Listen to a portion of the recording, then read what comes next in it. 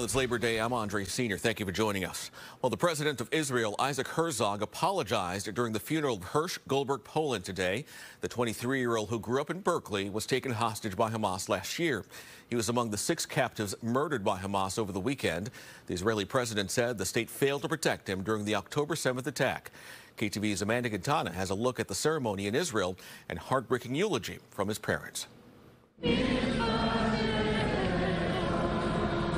Thousands of mourners gathered in Jerusalem for the funeral of Hersh Goldberg Polin. The 23-year-old had become one of the most recognizable faces of the devastating hostage crisis taken by Hamas while attending a music festival on October 7th. For 23 years, I was privileged to have the most stunning honor to be Hersh's mama. I'll take it and say thank you.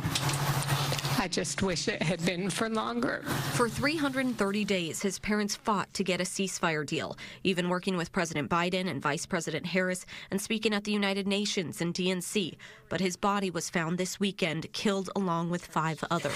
If there was something we could have done to save you and we didn't think of it, I beg your forgiveness. We tried so very hard, so deeply and desperately. I'm sorry. Hersh's father spoke of his childhood in the Bay Area, growing up as a curious, intelligent little boy.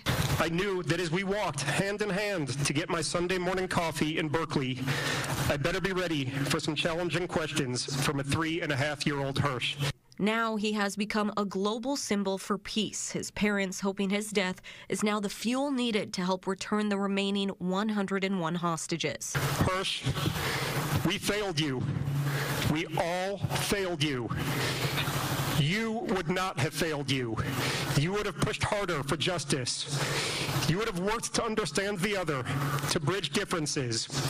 You would have challenged more people to challenge their own thinking. Vigils are happening all over the world for Hersh. There was one last night in Berkeley at the synagogue where his family used to worship.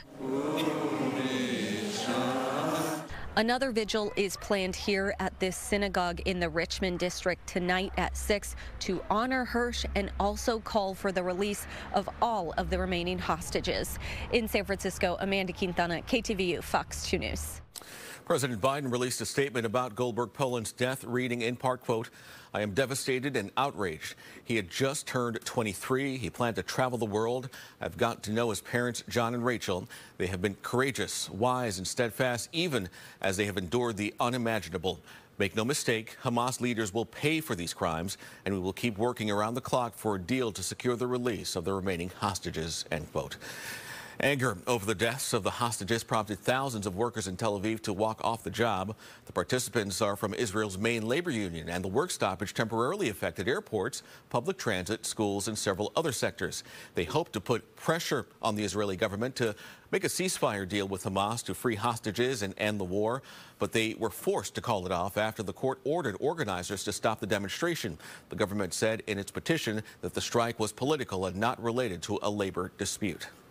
There were separate demonstrations in other parts of Israel last night. At this location, protesters blocked roads in an effort to get the Israeli government to agree to a ceasefire. These demonstrations are some of the largest during the 11 months of the war between Israel and Hamas.